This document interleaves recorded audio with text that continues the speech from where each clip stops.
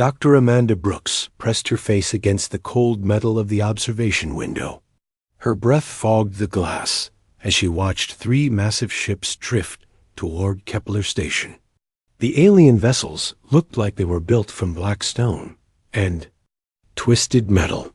Sharp edges jutted out everywhere, making them look dangerous, even when they weren't moving. "They're bigger than I thought they would be," she whispered to herself. Captain Jake Morrison stepped up beside her. His uniform was crisp and clean, but Amanda could see the worry lines around his eyes.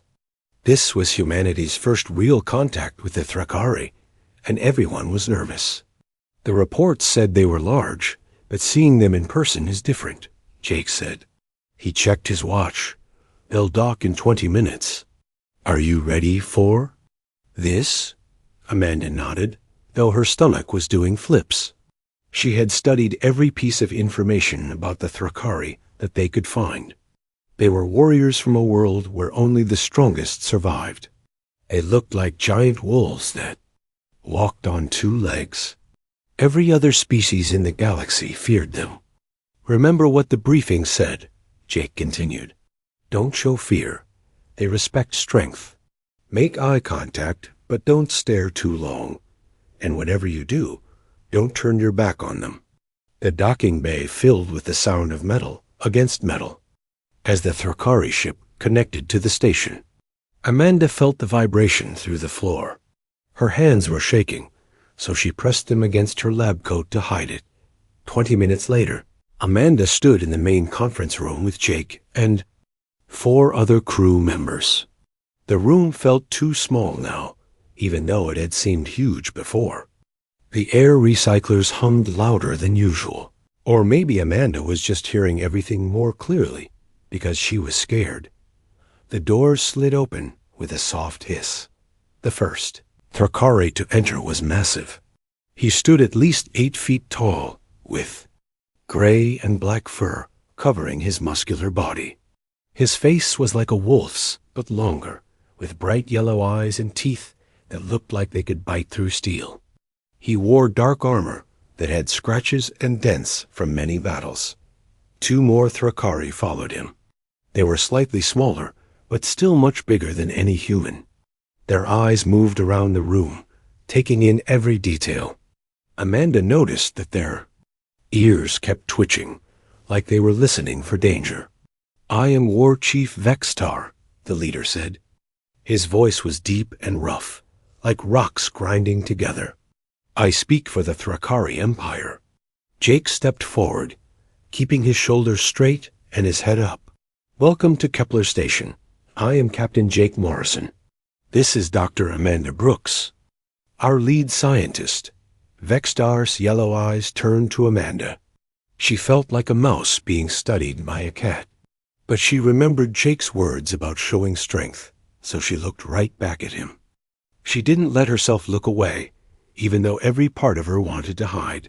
Something strange happened. Vextar Air's ears flattened against his head, just for a second. His tail, which had been held high and stiff, dropped slightly. The other 2 Thrakari took a small step backward. Amanda blinked, confused. The briefing had said that Thrakari never showed weakness, especially not to smaller creatures. But what she was seeing looked almost like submission. "Your eyes," Vextar said quietly. His voice had changed. The rough, commanding tone was still there, but now there was something else. Something that sounded almost like respect, or maybe fear. "I'm sorry?" Amanda said. Vextar shook his large head, as if clearing his thoughts. "Nothing. Let us discuss the trade agreements." The meeting continued for 2 hours. They talked about mine rights and shipping routes. The Thrakari wanted to trade rare metals for human technology. It was all very normal and boring, which was exactly what everyone had hoped for. But Amanda kept noticing strange things. Every time one of the humans looked directly at a Thrakari, the alien would react. Not much, but enough for her to see. Their ears would flatten. Their tails would lower. Once, when Jake stared at one of the younger Thrakari for several seconds, The alien actually took 3 steps backward. The Thrakari were trying to hide these reactions, but Amanda was trained to notice animal behavior. And despite their intelligence and technology, the Thrakari were still animals in many ways. When the meeting ended, Vextar stood up quickly. "We will consider your proposal," he said. "Our ships will depart within the hour." "So soon?" Jake asked. "We prepared quarters for you. You could stay the night and see more of our station." "No," Vextar said firmly. "We must return to our fleet." As the Thrakari moved toward the door, Vextar stopped and looked back at Amanda one more time. She met his gaze again, and again his ears flattened. "Dr. Brooks," he said. "Yes?" "Has your species always been hunters?" The question surprised her. "We were, long ago, before we built cities and developed technology." Vextar nodded slowly. "Yes, we can see it in your eyes. And memory is still there." "What memory?" But Vextar was already walking away. At the door, he paused one final time. "We know that look," he said, his voice so quiet that Amanda had to strain to hear it. "We remember." Then he was gone, and the 3 Thrakari disappeared back to there. Ships. Amanda and Jake stood in the empty conference room, listening to the sound of the alien ships disconnecting from the station. "That was weird," Jake said finally. "Very weird," Amanda agreed. She was thinking about Vextar's words. What did he mean by the memory? What did the Thrakari remember about humans that humans didn't remember about themselves? Through the window, she watched the 3 black ships turn and fly away into the darkness of space. They moved faster than she expected, as if they were running from something. "Jake," she said, "I think we need to do some research." "About what?"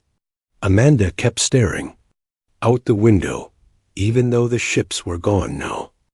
"About why the galaxy's most dangerous predators seem to be afraid of us." Jake laughed, but it didn't sound very happy. "Afraid of us? Amanda, did you see the size of those things? They could tear us apart without trying." "That's exactly my point." Amanda said, "They could tear us apart, but they didn't. They backed down, and I want to know why." Lieutenant Colonel Lisa Hayes stepped off the transport ship and into the hot, humid air of Beta 7. The mining colony looked like a war zone. Broken buildings lined the main street, and scorch marks covered the walls where laser weapons had fired. The smell of smoke and burned metal filled her nose. "Welcome to paradise," said Sergeant Mike Rodriguez, her second in command. He was a big man with dark hair and scars on his hands from too many battles. The miners had been hiding in the underground tunnels for 3 weeks now. Lisa adjusted her equipment belt and looked around. Beta 7 had been a successful mining operation until the attacks started. The native creatures, called Velari, had been peaceful for years. Then something changed. They began attacking human settlements with a fury that surprised everyone. "How many casualties?" Lisa asked as they walked toward the main administrative building. 43 dead, 67 injured, Mike replied. "The Velari are not just attacking randomly. They're organized, smart. They cut power lines first, then communication arrays, then they attack." Lisa had read the reports during the long flight to Beta 7. The Velari were unlike anything humans had encountered before. They looked like giant insects, but they were warm-blooded and had complex social structures. They were fast, strong, and had natural weapons that could cut through steel. The most disturbing thing was that no other species had ever successfully communicated with them. The Thrakari had tried and failed. Even the ancient Keth Empire had given up after losing an entire diplomatic team. The Velari seemed to have no interest in talking to anyone. "Where's the colony administrator?" Lisa asked. "Underground with the others. His name is Paul Carter. He's been running this place for 8 years. Says he's never seen the Velari act like this before." They found Carter in the underground shelter, a large room carved out of rock beneath the main building. About 200 people sat on benches or lay on cots. They looked tired and scared. Many had bandages from injuries. Carter was a thin man with gray hair and worried eyes. When he saw Lisa's uniform, he hurried over to them. "Thank God you're here," he said.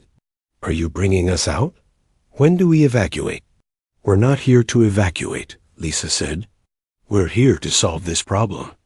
I need to know everything about the Velari attacks." Carter's face fell. "You can't negotiate with them. No one can. They don't communicate. They just kill. Tell me about the attacks anyway." Carter led them to a table covered with maps and reports. "It started 3 weeks ago. A mining team was working the eastern deposits when a group of Velari came out of the forest. But these weren't the small ones we sometimes see. These were huge, the size of ground cars." Lisa studied the map. The Velari attacks followed a pattern, moving from the outer mining sites toward the main colony. It was like they were slowly pushing the humans back. "The strange thing is," Carter continued, "they could have killed everyone in the first attack. We saw them move, saw how fast they are, but they stopped. They destroyed equipment and wounded people, but they could have done much worse." "Like they were sending a message," Mike said. "But what message?" Carter asked. "We tried everything. We sent food offerings. We played music. We even tried showing them pictures. Nothing worked." Lisa made her decision. "I want to meet them." Both men stared at her. "Ma'am," Mike said carefully, "that's suicide. No one has ever survived direct contact with a Velari war party." "Someone has to try something different," Lisa said. "Set up a meeting. One human, no weapons, in the open area between the colony and the forest." It took 6 hours to arrange. The colonists thought she was crazy. Mike tried to talk her out of it 3 times. But Lisa had a feeling, something she couldn't explain. The Velari weren't just mindless killers. There was purpose behind their actions. The next morning, Lisa walked alone into the clearing. She wore no armor and carried no weapons. Behind her, hidden in the buildings, Mike and a team of soldiers watched through scopes. They had orders not to shoot unless Lisa was directly attacked. The forest was quiet. Too quiet. Lisa knew that meant the Velari were watching her. She stood in the center of the clearing and waited. After 10 minutes, the trees began to move. But it wasn't wind causing the movement. The Velari were coming. The first one emerged from the shadows between the trees. Lisa's breath caught in her throat. It was massive, at least 12 feet long and 6 feet tall. Its body was covered in black armor-like skin, and 6 legs ended in claws that dug deep grooves in the ground with each step. Its head was triangular, with large compound eyes and mandibles that looked like they could cut a person in half. 2 more Velari followed the first one, then 5 more. Soon, Lisa counted 20 of the creatures surrounding her. They moved without sound, like shadows given form. The largest Velari, clearly the leader, approached until it was only 10 feet away. Lisa could see her reflection in its black eyes. She could smell its alien scent, like metal and earth after rain. Lisa looked directly into the creature's eyes. Everything stopped. The Velari leader went completely still. Its mandibles, which had been clicking softly, stopped moving. The other Velari froze as well. For a moment, Lisa thought they might attack. Then the leader did something impossible. It lowered its head. Not much, but enough that Lisa could see. It was a gesture of submission. The other Velari followed. One by one, 20 of the most dangerous predators on Beta 7 lowered their heads to a single human woman. Lisa felt something change in the air around them. The tension that had been building for weeks seemed to break. She took a careful step forward. The Velari leader raised its head and looked at her again. This time, Lisa saw something different in its eyes. recognition. The creature made a series of clicking sounds.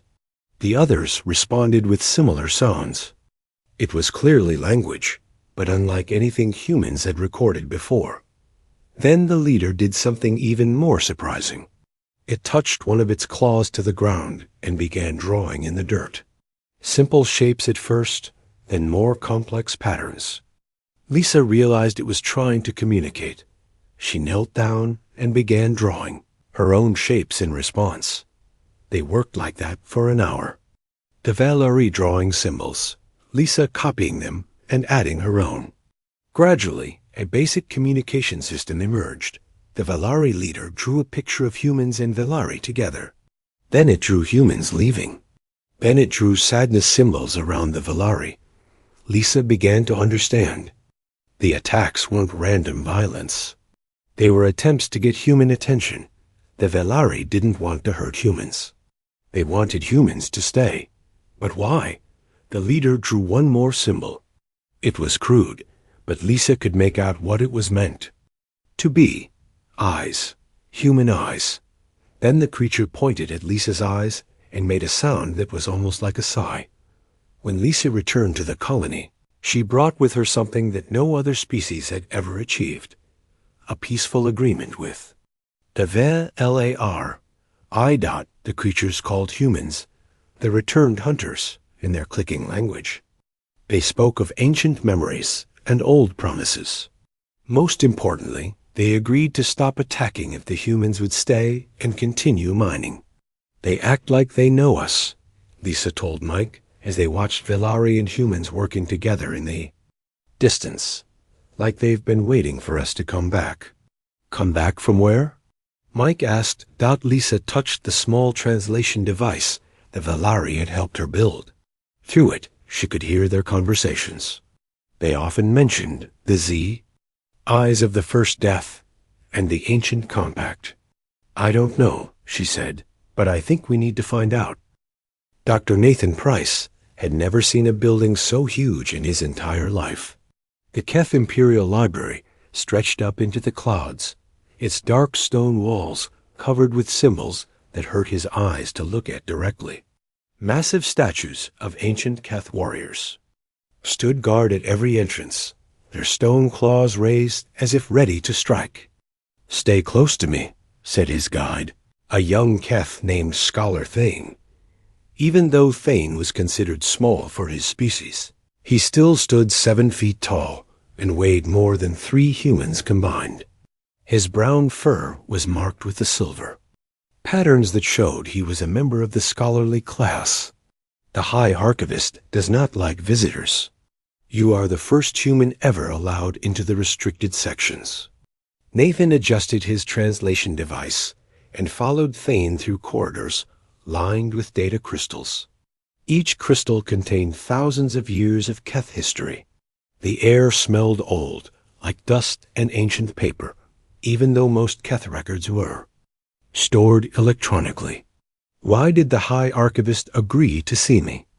Nathan asked as they walked. Thane's ears twitched, which Nathan had learned meant the Keth was uncomfortable. Because of what happened with the Thrakari and the Valari. Word travels fast in the galaxy. The High Archivist has been having strange dreams since those reports came in. They entered a vast circular room with a domed ceiling that showed the stars above them. Shelves of ancient books and scrolls lined the walls, climbing up so high that Nathan needed binoculars to see the top. In the center of the room sat the largest Keth Nathan had ever seen. High Archivist Grom was ancient even by Keth standards. His fur had turned completely white, and scars covered his massive arms and face. His claws, each as long as Nathan's hand, were worn smooth from centuries of handling delicate artifacts. When he looked at Nathan, his black eyes seemed to see right through him. So, Grom said in a voice like distant thunder, you are the human who seeks to understand the old stories. Nathan bowed as deeply as he could. Thank you for agreeing to meet with me, High Archivist. I'm trying to understand why apex predator species seem to have legends about creatures that sound like humans. Grom studied Nathan for a long moment. Then he did something that made Thane gasp in surprise. The massive Keth looked directly into Nathan's eyes and held the stare. Nathan felt like he was being examined by something far older and more dangerous than anything he could imagine. But he remembered the reports from Amanda, Brooks, and Lisa Hayes. He didn't look away. Grom's reaction was subtle but unmistakable. His ears flattened slightly against his head. His tail, which had been swishing back and forth, went still. 4. Just a moment, the most powerful scholar in the Keth Empire showed the same submissive behavior that the Thrakari and Velari had shown. Yes, Grom whispered. I see it now. The killing eyes, just like the old stories said. What old stories? Nathan asked. Grom stood up slowly, his massive frame casting a shadow over Nathan. Come, I will show you things that few living beings have ever seen.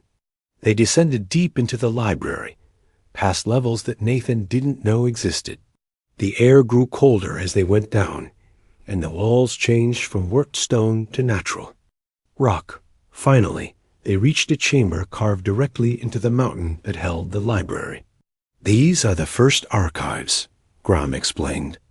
Records from before the Keth Empire, from when we were still primitive hunters on our homeworld. The chamber contained stone tablets covered with crude drawings. Nathan could barely make out the images in the dim light, but what he saw made. His heart raced. The tablets showed Keth hunters, but they were being hunted by something else. The predators were drawn as smaller figures, but they carried tools and moved in organized groups. Most importantly, every drawing emphasized their eyes, which were shown as circles with dots in the center. We call them the Silent Stalkers. Grom said, according to our oldest legends, they came to our world when our people were young. They were smaller than us, weaker than us, but they hunted us like we had never been hunted before. Nathan moved from tablet to tablet, studying the ancient artwork. They look human. Yes, the resemblance is remarkable. But these stories are millions of years old, human. Your species couldn't have existed that long ago. What happened to these silent stalkers? Grom pointed to a series of tablets near the back of the chamber. They taught us. The legends say they showed us how to hunt better, how to work together, how to use tools. They made us stronger than we had ever been before. The drawings showed the mysterious hunters working alongside primitive Keth. They were teaching them to make weapons, to track prey, to organize into hunting parties. But why would they help you? Nathan asked. Because something was coming, Grom said quietly. Something that required all the strength we could gather. The final tablets were different from the others. They showed a great darkness covering the stars and all the species of the galaxy working together to fight it. The silent stalkers were at the front of the battle, leading an army that included young Keth, early Thrakari, primitive Velari, and dozens of other species Nathan didn't recognize. The Great Hunt, Grom said. The legend says that the silent stalkers led a final battle against something that wanted to devour all life in the galaxy. They won, but at great cost. The silent stalkers disappeared, and the rest of us were left to grow and develop on our own. Nathan felt dizzy. This is just mythology, right? Ancient stories that explain natural phenomena? Grom walked to a shelf and pulled out a data crystal. 3 days ago, I received a message from the Thrakari archives. They have similar stories. So do the Velari.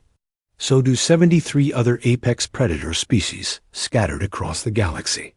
He activated the crystal, and holographic images filled the air around them. Nathan saw cave paintings, stone carvings, metal sculptures, and electronic records from dozens of different worlds, all showing the same thing. Small, tool-using hunters with prominent eyes, working alongside local apex predators. Every apex predator species in the galaxy has these legends, Grom continued, all dating back to roughly the same time period. all describing creatures that look exactly like modern humans. Nathan sank into a chair, his mind reeling. But that's impossible. Humans evolved on Earth. We have fossil records, genetic evidence. Perhaps, Grom said. Or perhaps your species evolved on Earth, because that's where the survivors went after the Great Hunt. Perhaps modern humans are the descendants of the silent stalkers who escaped the final battle. The old Keth moved closer to Nathan, his massive form towering over the human scientist. When I look into your eyes, human, I see something that has haunted Keth dreams for millions of years. The memory of creatures who could hunt anything, who feared nothing, who would sacrifice themselves to protect others.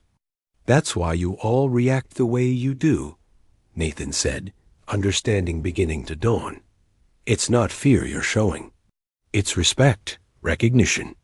We remember being taught by your kind, Grom said. We remember learning what it truly means to be a predator. Not just to hunt for yourself, but to hunt to protect those who cannot protect themselves. Nathan looked around at the ancient artifacts surrounding them. If this is true, if humans really are the descendants of these silent stalkers, then what happened to them? Why don't we remember any of this? Grom returned to his seat, moving with the careful dignity of extreme age. Perhaps because the price of victory was forgetting. Perhaps your ancestors chose to forget the Great Hunt, to start fresh on a single world, to become something new. But why are we remembering now? Why are all these species suddenly recognizing us? The High Archivist's black eyes gleamed in the dim light. Because, human Nathan Price, I believe the time of forgetting is over. The galaxy is changing. New threats are emerging. And perhaps it is time for the silent stalkers to remember who they really are. Nathan left the Keth Imperial library with copies of records from hundreds of worlds, all telling the same impossible story.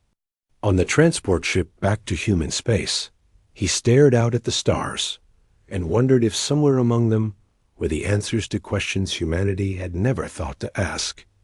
But most of all, he wondered what new threat was coming that would require the silent stalkers to hunt again. Dr. Emma Rodriguez stood at the front of the largest conference room in New Geneva, Earth's capital city. Before her sat the most powerful people in human space, the 12 members of the Human Colonial Council, military leaders from every fleet, and the top scientists from a dozen worlds. The room was so quiet she could hear the air recycling systems humming in the walls. Ladies and gentlemen, Emma began, her voice steady despite the nervousness she felt inside. What I'm about to tell, you will change everything we think we know about ourselves. She pressed a button on her presentation device, and a holographic image appeared above the conference table.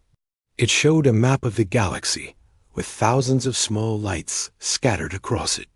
3 months ago, Dr. Nathan Price brought us records from the Keth Imperial Library.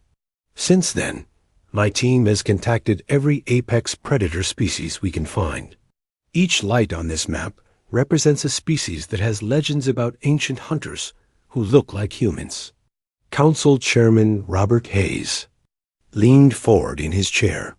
He was Lisa Hayes' father, and the reports from Beta 7 had reached him before anyone else. How many species are we talking about, Dr. Rodriguez? 412 confirmed so far.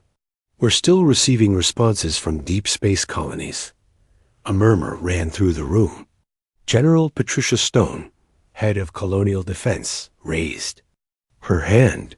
Dr. Rodriguez, are you suggesting that 400 alien species independently invented the same mythology about humans?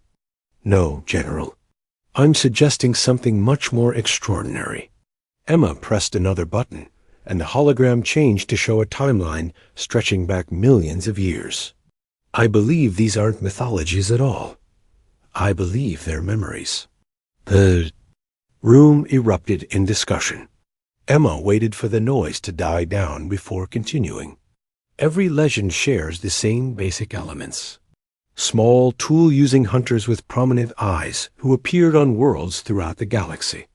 They taught local apex predators how to hunt more effectively, how to work together, and how to protect rather than just dominate. Then they disappeared during something called the Great Hunt. Dr. Alan Foster, the government's chief scientist, stood up. "Emma, you're talking about millions of years ago.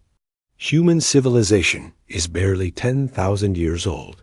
"Human civilization on Earth is 10,000 years old," Emma corrected. "But what if Earth isn't where humanity began? What if it's where humanity survived?"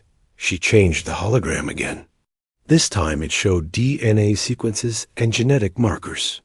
"My team has been analyzing genetic samples from apex predator species across the galaxy. We found something remarkable." The display showed tiny fragments of genetic code highlighted in red. Every single apex predator species we've tested carries fragments of human-compatible DNA in their genetic structure. Not human DNA exactly, but something close enough that it could only come from direct contact with human ancestors. "That's impossible," Dr. Foster said. "DNA doesn't work that way." "Actually, it does," Emma smiled. "When two species interact closely over long periods, they can exchange genetic material through various methods. Viruses, bacteria, even direct blood contact during hunting or fighting. What we're seeing is evidence of extended contact between early humans and these species." She pressed the button again, and the hologram showed archaeological sites on dozens of worlds. We've also found physical evidence, tool patterns that match early human development, hunting strategies that are identical to those used by prehistoric humans on Earth, cave paintings that show cooperation between humans and local apex predators. Council Chairman Hayes looked troubled. "Dr. Rodriguez, even if we accept your theory, how does this explain the behavioral responses we've been seeing? Why do these species react to modern humans the way they do?" "Genetic memory," Emma said simply. "Many species pass behavioral information through their genes. Salmon know how to return to their spawning grounds without being taught. Birds know migration routes they've never flown. It's not impossible that apex predator species would retain genetic memories of humanity's teaching." She changed the display to show brain scans. "We've been studying the neurological responses of Thrakari, Velari, and Keth subjects when they view human faces. The activity patterns match those associated with deep memory recall and recognition of authority figures." General Stone frowned. "Authority figures? Think about it from their perspective," Emma explained. "According to their legends, ancient humans taught them everything they know about being effective predators. In their genetic memory, humans aren't just another species. We're the teachers who made them what they are today." Dr. Foster sat back, down, looking shaken. "If this is true, what happened to these ancient humans? Why don't we remember any of this?" Emma's expression grew somber. "That's the most disturbing part of my research. Every legend ends the same way. The ancient humans led a final battle against something called the Great Darkness or the Devourer. They won, but at the cost of their galactic civilization." The hologram changed to show artistic interpretations from various species legends. All showed the same thing: a massive dark entity covering stars, and armies of different species fighting together under human leadership. The survivors apparently retreated to a single world, Earth, and chose to forget their past. Perhaps the trauma was too great. Perhaps they wanted to ensure that future generations would never have to face such a threat. "But why are we remembering now?" asked Council Chairman Hayes. Emma looked around the room at the worried faces. "Because the galaxy is changing. We're spreading out among the stars again. We're making contact with the species our ancestors taught. And according to some of the deepest legends, the Great Darkness wasn't destroyed. It was only pushed back." The room fell silent. Emma let the weight of her words sink in before continuing. There's more. Dr. Price found references in the Keth archives to something called the Convergence. According to the legends, there would come a time when the scattered children of the Silent Stalkers would return to the stars and reunite with their old students. The legends say this convergence would happen when the great darkness began to stir again. General Stone leaned forward. Are you saying this great darkness is returning? I'm saying that every apex predator species in the galaxy is recognizing us as their ancient teachers. I'm saying that humanity is spreading through space faster than ever before. And I'm saying that deep space monitoring stations have been detecting unusual energy signatures from the galactic core. She pressed a final button, and the hologram showed recent astronomical data. Strange patterns of stars going dark, unusual. Gravitational disturbances, and energy readings that didn't match any known phenomenon. The convergence has begun, Emma said quietly. Apex predator species are already seeking us out, wanting to renew old alliances. The question is, are we ready to remember who we really are? Council Chairman Hayes stood up slowly. Dr. Rodriguez, assuming your theory is correct, what do you recommend we do? Emma looked out the window at the city of New Geneva, where humans went about their daily lives unaware that they might be the descendants of the galaxy's greatest hunters. We prepare, she said. We learn everything we can from our old students. We rebuild the alliances our ancestors forged. And we hope that, when the great darkness returns, we'll be strong enough to face it again. And if we're not? General Stone asked. Emma's voice was steady, but her hands were shaking slightly. Then this time, the great darkness wins.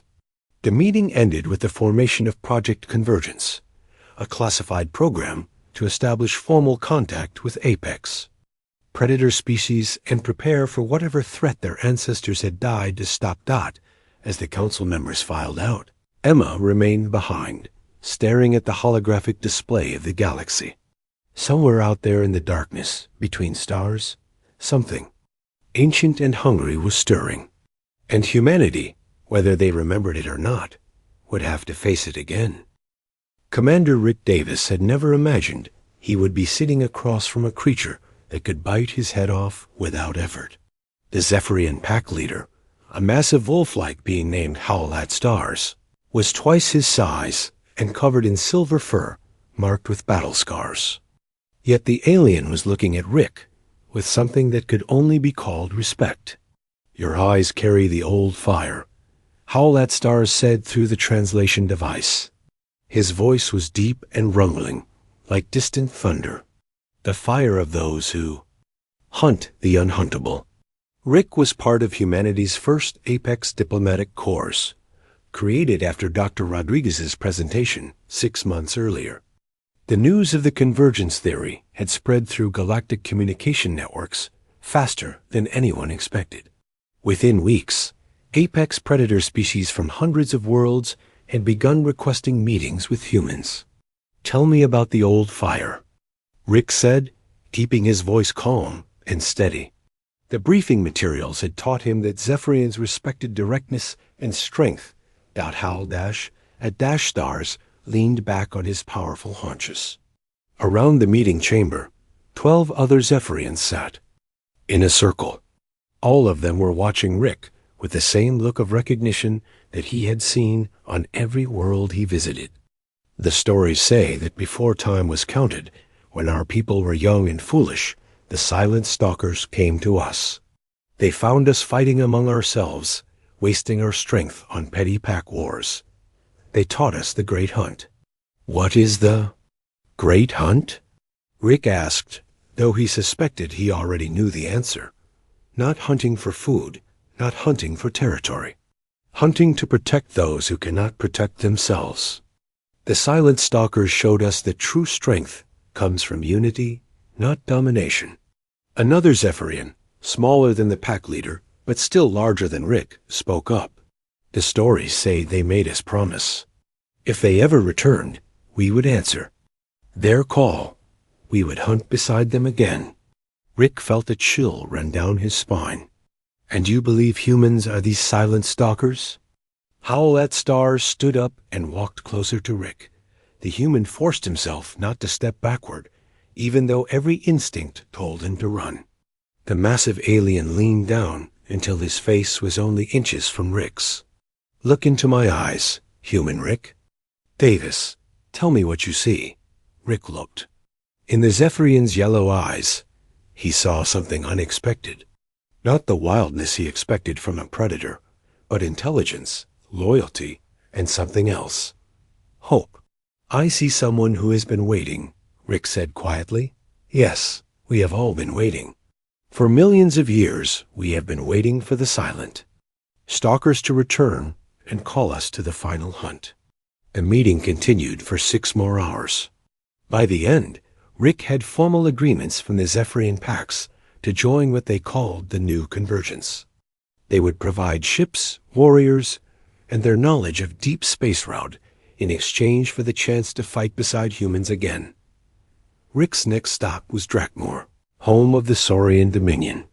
The Saurians were reptilian predators who ruled over a dozen star systems through pure military might.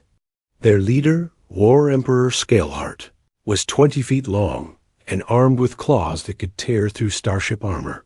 The meeting took place in the War Emperor's throne room, a massive chamber, decorated with the skulls of defeated enemies. Scaleheart coiled his serpentine body around his throne, his red eyes fixed on Rick as the human entered. So, Scaleheart hissed, the children of the Silent Stalkers finally reveal themselves. You know about the Silent Stalkers? Rick asked. No. About them? Scaleheart laughed, a sound like rocks grinding together. Human Rick Davis, the Silent Stalkers created us. Before they came, my ancestors were nothing but mindless beasts, hunting only for their next meal. The Silent Stalkers taught us strategy, discipline, honor. Scaleheart uncoiled from his throne and slithered closer to Rick. They taught us the difference between a killer and a warrior. A killer destroys for pleasure. A warrior destroys to protect. And you're willing to honor the old agreements? The Saurian Dominion has been preparing for this day for 3 million years, Scaleheart said. Our greatest warriors have trained in the old ways, the ways the Silent Stalkers taught. You? When the call comes, we will answer. Rick's third stop was the most dangerous yet. The Ravager clans lived on ships in deep space, never staying in one place for long. They were known throughout the galaxy as merciless pirates and raiders. Yet they had requested a meeting with humanity, claiming ancient bonds. The meeting took place on the clan flagship, a massive ship that looked more like a floating city than a spacecraft. Clan Chief Bloodclaw was a nightmarish creature, part insect and part machine, with cybernetic enhancements that made her even more deadly than nature intended. You don't look like much, Bloodclaw said when Rick entered her chamber. Small, weak, soft. Yet when I look at you, I remember the old dreams. What dreams? Bloodclaw gestured around her chamber, which was filled with ancient artifacts and weapons. Dreams passed down through genetic memory.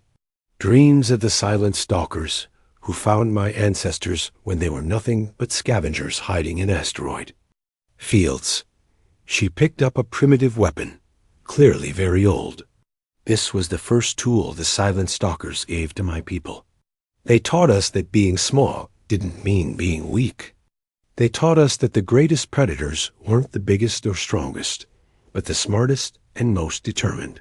The old stories say the Silent Stalkers disappeared during the Great Hunt. Rick said, Bloodclaw's mechanical eyes whirred as they focused on him. Not disappeared, sacrificed. They died so that the rest of us could live. But they also promised they would return when the great darkness stirred again. And you believe it's stirring? Bloodclaw activated a holographic display that showed deep space sensor readings. 3 months ago, we detected something moving in the void between galaxies. Something vast and hungry. Our scouts who went to investigate never came back. Rick felt his blood turn cold. How many scouts?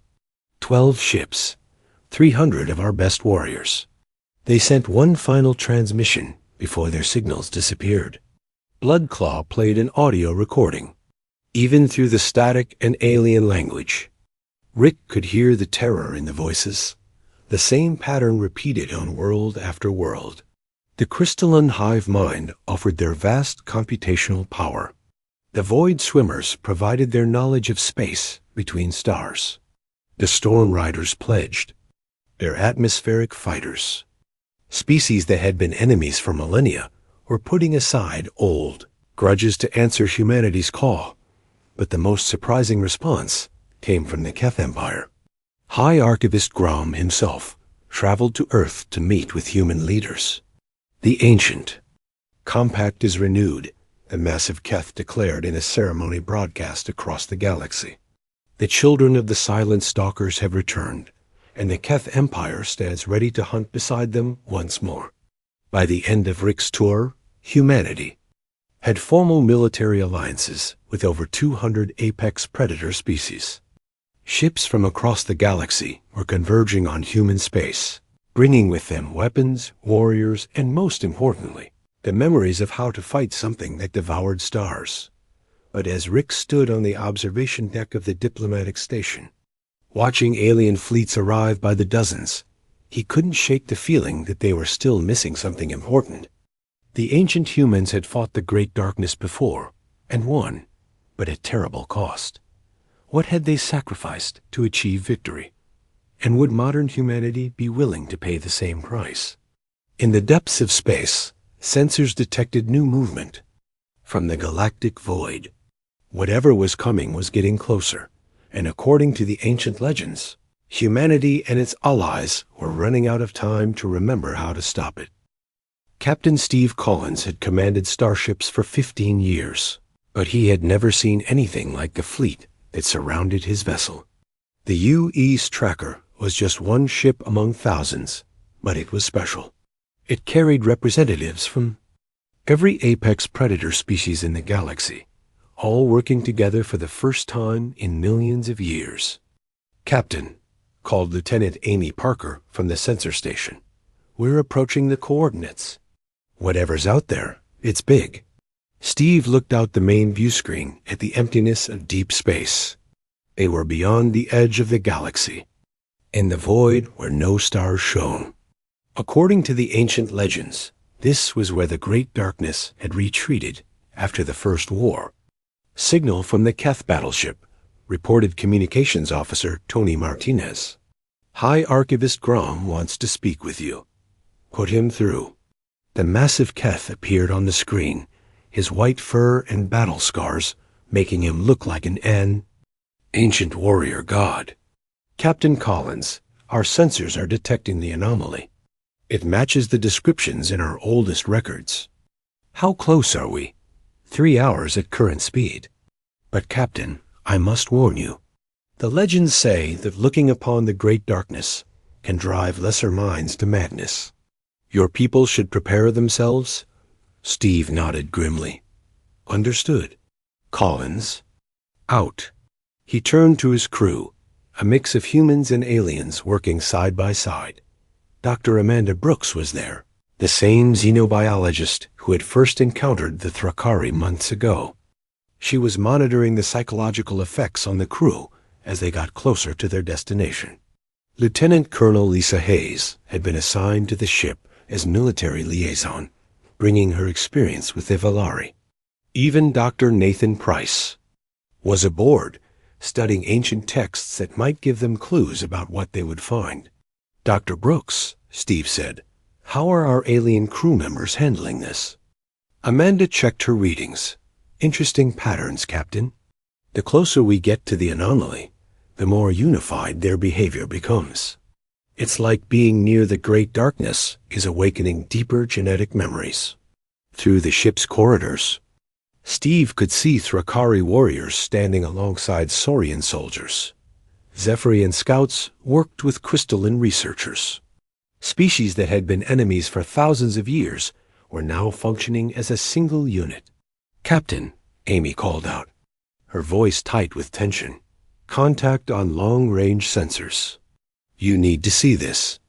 The main screen changed to show the sensor readings. At first, Steve thought he was looking at a star system. Then he realized the scale was all wrong. What he was seeing wasn't planets orbiting a star. It was something much larger and much more terrifying. "My God," Dr. Price whispered. "It's a ship." The thing floating in the void was bigger than most planets. Its surface was black as space itself, covered with structures that hurt to look at directly. Strange lights pulsed along its hull in patterns that seemed to reach into Steve's mind and twist his thoughts. "No," said Dr. Brooks, studying her instruments with growing horror. "It's not a ship, it's alive." The readings confirmed her words. The massive object had biological signatures mixed with technology that was beyond anything in the galaxy. It was breathing slowly and steadily, like a sleeping giant. "Signal from all ships," Tony reported. "They're requesting orders." Steve felt the weight of command settle on his shoulders. Thousands of ships, millions of warriors from hundreds of species, all looking to humanity for leadership, just like their ancestors had millions of years ago. "Take us closer," he ordered, "but keep the fleet at a safe distance." As the tracker approached the sleeping entity, more details became visible. The surface was covered with what looked like cities, but the architecture was wrong in ways that made Steve's eyes water. And moving among those structures were things that might once have been alive, but had been changed into something else. "Captain," Lisa Hayes said from the tactical station, "I'm reading a massive energy buildup. I think it's waking up." The entity's surface began to glow with sickly light. The breathing pattern changed, becoming faster and more irregular. Then, without warning, a voice filled every ship in the fleet. It spoke directly into their minds, bypassing all communication systems. "So," the voice said, "ancient and hungry, the little hunters return. I have been waiting for you to grow strong enough to be worth consuming." Steve felt his crew's terror through the ship's systems. Several alien warriors had collapsed, overwhelmed by the psychic pressure. But something strange was happening to the humans aboard. Instead of fear, Steve felt something else rising in his chest. Anger, determination. The same feeling he got when protecting something precious from a threat. "Dr. Brooks," he said, his voice steady despite the horror before them. "Are you reading what I think you're reading?" Amanda's instruments were going crazy, but her voice was excited rather than afraid. "Captain, the humans aboard every ship in the fleet are showing identical brainwave patterns. It's like being near this thing is activating something in our genetic code." The voice spoke again, amused and cruel. "Yes, little hunters, remember what you are. Remember what you were born to do. Your ancestors cost me much when they drove me from this galaxy, but they are gone, and you are weak. This time, I will not merely devour your worlds. I will make you watch as I consume everything you care about." Steve looked around his bridge at the faces of his crew. Humans and aliens working together, just as their ancestors had done. He thought about Amanda's first meeting with the Thrakari, about Lisa's success with the Velari, about Nathan's discoveries in the Keth archives. Every step had led to this moment. "All ships," Steve said into his communicator. "This is Captain Collins. We're not here to negotiate or retreat. We're here to finish what our ancestors started." The response came from thousands of ships at once. War cries in 100 different languages, all saying the same thing. The hunt was beginning. "You think you can stop me?" The entity laughed. "I am the hunger between stars. I am the death of galaxies. What are you but tiny creatures with delusions of strength?" Steve smiled, and for the first time in his life, he understood what the alien species saw when they looked into human eyes. It wasn't just determination or intelligence. It was the absolute certainty that some things were worth dying for. "We're the ones who hunt monsters," Steve said. "And you've been hiding in the dark long enough." The battle that followed would be remembered in the legends of every species that survived it. The great darkness fought with weapons that could destroy stars and creatures that were nightmares given form. But humanity and their allies fought with something more powerful than technology or numbers. They fought with the knowledge that they were the descendants of heroes who had died to protect the galaxy. They fought with the unity that only came from having a common enemy. Most importantly, they fought with the understanding that true apex predators didn't hunt for dominance or hunger. They hunted to protect those who couldn't protect themselves. When the battle ended and the great darkness was finally destroyed, Steve stood on his bridge and looked out at the stars. The galaxy was safe, but the cost had been enormous. Hundreds of ships were gone, thousands of warriors had died, and the void where the entity had been still twisted space in unnatural ways. "Captain," Amy said quietly, "we're receiving messages from across the galaxy. Everyone wants to know what happened out here." Steve thought about what to tell them. How do you explain that humanity's greatest strength wasn't their technology or their intelligence, but their willingness to sacrifice everything for others? How do you tell an entire galaxy that they had been saved by creatures who chose to hunt the unhuntable because it was the right thing to do? "Tell them the hunt is over," Steve said finally. "Tell them the silent stalkers have returned and the galaxy is protected." As the surviving ships began their long journey home, Steve realized something important. The ancient compact wasn't just about fighting the great darkness. It was about understanding what it truly meant to be an apex predator. Not the strongest or the most ruthless, but the one who stood between the innocent and the dark. The hunt would never really end. There would always be new threats, new challenges, new reasons to stand together. But that was okay. Humanity and their allies had remembered who they were supposed to be. They were the guardians of the galaxy, and they would never stop hunting those who threatened the light.